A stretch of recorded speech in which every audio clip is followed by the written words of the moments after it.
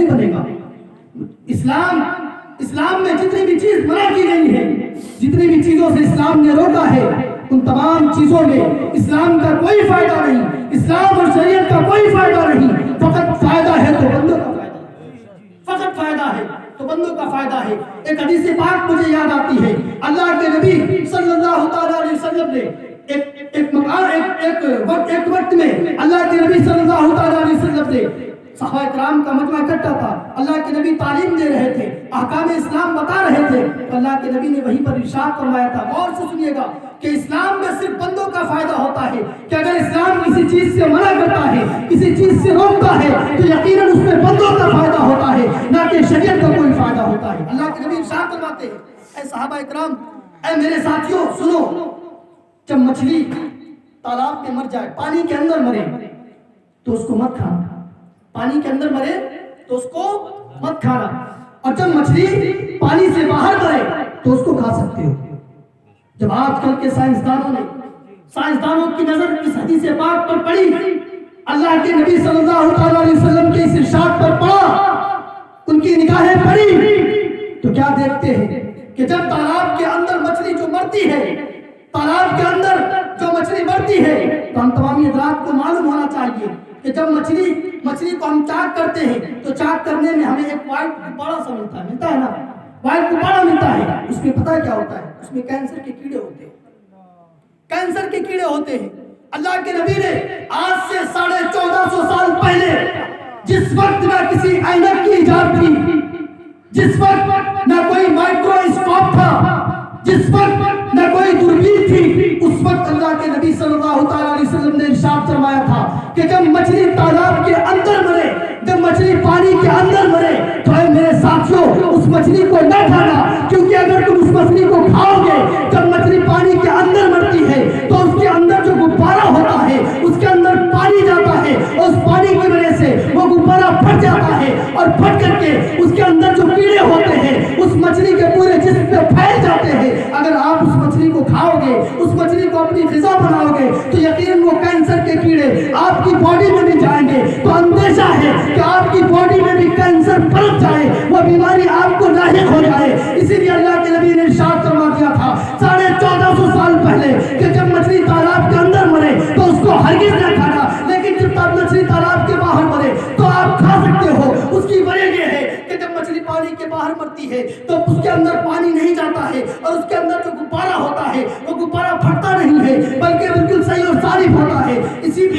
حدیث پاک پر جب سائنسدانوں کی نظر پڑی تو وہ اپنی آنکھیں پھاڑتے رہ گئے کہ جس وقت نہ کسی آئینہ کی ایجاد تھی، جس وقت نہ کسی چشمے کی ایجاد تھی، اس وقت اللہ کے نبی نے ارشاد فرما دیا تھا، اللہ کے نبی نے ہمیں ایسی بیماری سے روک رکھا تھا، ایسی مہلک اور خطرناک بیماری سے اللہ کے نبی نے ہمیں بچایا۔ تو یقیناً اسلام جو بھی باتیں منع کرتا ہے، جن باتوں سے روکتا ہے، اس میں شریعت کا کوئی فائدہ نہیں، بلکہ فقط اور فقط بندوں کا فائدہ ہے۔ واہ واہ واہ، نعرہ تکبیر، نعرہ رسالت، مسلک اعلیٰ حضرت، علماء اہل سنت، نعرہ تکبیر، نعرہ رسالت، سبحان اللہ سبحان اللہ۔ فقط بندوں کا فائدہ ہوتا ہے۔ میرے عزیز ساتھیوں، آج سے یہاں سے پیغام لے کر کے جائیں، میری ماں اور بہنوں تک اگر میری آواز پہنچ رہی ہو تو وہ بھی اس پیغام کو سنیں، کیونکہ وہ بھی اس میں بہت زیادہ ملوث ہیں۔ کہتی بھیا چرری کھانا، چرری نہیں بھیا، اللہ تبارک و تعالیٰ نے ارشاد فرما دیا وَيُحَرِّمُ عَلَيْهِمُ الْخَبَائِثَ، خبیث چیز کی ڈیفینیشن کیا ہے، پریبھاشا کیا ہے معلوم ہے آپ کو؟ خبیث کہتے ہیں اس چیز کو کہ جس سے شریف النفس، شریف طبیعت، اچھی طبیعت کا مالک جس سے گریز کرے، جس سے بچے، اس کو خبیث چیز کہتے ہیں۔ تو مجھے بتاؤ کیا پچونی ایسی چیز ہے کہ جو اچھی طبیعت رکھنے والا انسان ہو، جو اچھی طبیعت کا مالک شخص ہو، کیا اس کا نفس، کیا اس کی طبیعت اس اوجڑی اور پچونی کی طرف راغب ہوگی؟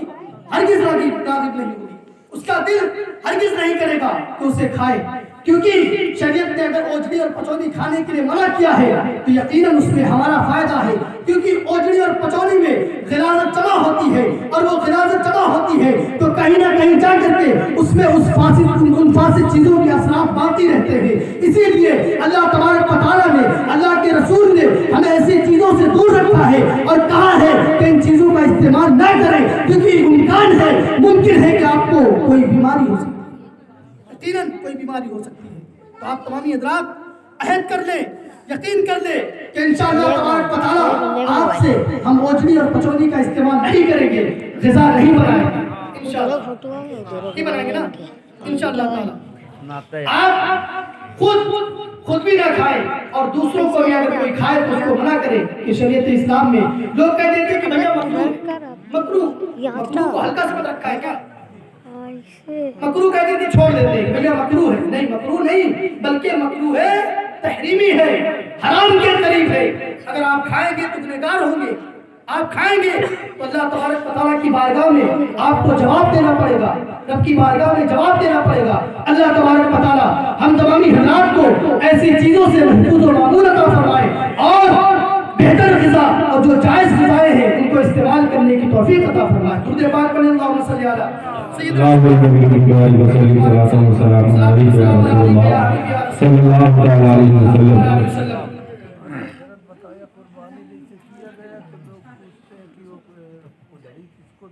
ہاں میں بتاتا ہوں، سنیے سوال ہوا، آپ تمامی حضرات کے ذہن میں بھی اگر کوئی سوال آئے تو آپ تمامی حضرات پوچھ سکتے ہیں انشاءاللہ تبارک و تعالیٰ۔ یہاں سیکھنے اور سکھانے کا موقع ہے نا کہ ہم تمامی حضرات یہاں پر آئے ہیں تو کچھ لے کر کے جائیں گے۔ اگر آپ کے ذہن میں کوئی بھی سوال ہو، کوئی بھی سوال ہو، کیسا بھی سوال ہو تو آپ تمامی حضرات پوچھ سکتے ہیں۔ ہمارے بھائی صاحب نے چچا نے پوچھا کہ جو اوجھنی اور پچونی ہے تو اس کو کیا کریں گے؟ ہم نہیں کھا سکتے تو کیا کریں گے؟ اللہ کے نبی صلی اللہ تعالیٰ علیہ وسلم نے ارشاد فرمایا، اللہ تبارک و تعالیٰ نے خود قرآن مقدسہ میں ارشاد فرمایا ہے الخبیثات للخبیثین، یہ قرآن کی آیت کریمہ کا ایک جز ہے، الخبیثات للخبیثین، کہ خبیث چیزیں جو ہیں وہ خبیث لوگوں کے لیے، خبیث چیزیں وہ خبیث لوگوں کے لیے ہیں۔ تو اگر آپ تمامی حضرات اوجھنی اور پچونی یہ آپ کافروں کو دے سکتے ہیں، وہ کھا سکتے ہیں، ٹھیک ہے، کافروں کو دیں، اگر نہیں دینا چاہتے تو آپ تمامی حضرات ان کو دفن کر دیں، اپنی غذاؤں میں استعمال نہ کریں، کیونکہ شریعت نے ہمیں منع کیا ہے۔ لیکن انشاءاللہ تبارک و تعالیٰ ہم پیارے آقا علیہ السلام کا کلمہ پڑھتے ہیں، شریعت محمدی پر عمل کرتے ہیں، تو شریعت نے جس چیز سے ہمیں منع کیا ہے انشاءاللہ تبارک و تعالیٰ اس چیز سے باز رہیں، دور رہیں گے انشاءاللہ۔ آج بہت سے لوگ پیروں سے مرید ہوتے ہیں نا، جی نہیں بالکل اس کو کھا سکتے ہیں، اس میں کوئی قباحت نہیں ہے، کھا سکتے ہیں، بھون کر کے بھی اور چھیل کر کے سماعت کر لیں۔ آج ہم تمامی حضرات پیری مرید ہوتے ہیں نا، ہوتے ہیں نا مرید، مجھے بتاؤ مرید ہونے میں آپ تمامی حضرات جس کے ہاتھ میں ہاتھ دینے چاہ رہے ہو، جس کو اپنا مرید بنانا چاہ رہے ہو، مجھے بتاؤ کیا آپ خیال کرتے ہو کہ ہمارا مرید کیسا ہونا چاہیے، ہمارا مرید ہمارا پیر کیسا ہو؟ یقیناً پیر کے لیے کچھ شرائط ہے، چار شرطیں ہیں، چار شرطیں ہیں۔ جب آپ کبھی بھی کسی سے مرید ہونے چلو نا تو ان چار شرطوں کو دیکھ لینا، اگر اس کے اندر پائی جائے تو اس کے ہاتھ پہ ہاتھ دے کر کے مرید ہو جانا، انشاءاللہ تبارک و تعالیٰ وہ پیر صاحب آپ کو جنت تک پیارے آقا علیہ السلام کے فرمان کے مطابق آپ کو جنت تک انشاءاللہ تبارک و تعالیٰ لے کر کے جائے۔ چار شرطیں ہیں۔ سب سے پہلی شرط یہ ہے کہ اس کا نسب نامہ آقا علیہ السلام، نسب کا مطلب یہ ہے خلافت، جو اس کی خلافت کا سلسلہ خلافت ہے اور آقا علیہ السلام کے شجرے سے ملتا ہو، اس کو کہیں نہ کہیں سے خلافت حاصل ہو، یوں ہی نہیں جو ادھر بازاروں میں اور مارکیٹس میں 10-10 20-20 انگوٹھیاں بڑے بڑے بال کر کے اور اپنے گلے میں ہار ڈال کر کے اپنے آپ کو بناؤ سنگار کر کے مارکیٹس میں ٹہلتے رہتے ہیں بڑے بڑے بابا پیر، ان لوگوں پر ہرگز یقین نہ کریں، ان بھوگی پیروں کے ہاتھ پہ ہرگز اپنا ہاتھ نہ دیں۔ آپ دیکھیں کہ اگر کسی کا سلسلہ خلافت آقا علیہ السلام تک ملتا ہے تو آپ اس کے ہاتھ میں ہاتھ دے سکتے ہیں۔ دوسری شرط کیا ہے کہ وہ فاسق مولن نہ ہو، فاسق مولن کہتے ہیں کہ وہ علی الاعلان گناہ نہ کرتا ہو، علی الاعلان لوگوں کے سامنے خلاف شرع اس کا طور طریقہ نہ ہو، اس کا زندگی گزارنے کا طریقہ اور اس کے اخلاق خلاف شرع کا، اس کے جس میں اس کے چہرے مبارک میں داڑھی اللہ کے نبی کی سنت ہو، پیارے آقا علیہ الصلوۃ والسلام کی سنت ہو، اور اس کا طرز زندگی گزارنے کا طریقہ پیارے آقا علیہ الصلوۃ والسلام کے مطابق ہو۔ بہت سے لوگ 10 20 انگوٹھیاں پہن لیتے ہیں۔ آج ہم لوگوں میں سے بہت سے لوگ ایسے ہیں، میں آپ کو ایک مسئلہ بیان کرتا ہوں، بہت سے لوگ ایسے ہیں جو سونے کی انگوٹھیاں پہن لیتے ہیں، سونے کی چین پہن لیتے ہیں۔ میں بتاؤں، مردوں کے لیے اللہ تبارک و تعالیٰ نے، اللہ کے رسول نے صرف 4.5 ماشا چاندی کی انگوٹھی کی اجازت دی۔ کتنی؟ 4.5 ماشا چاندی کی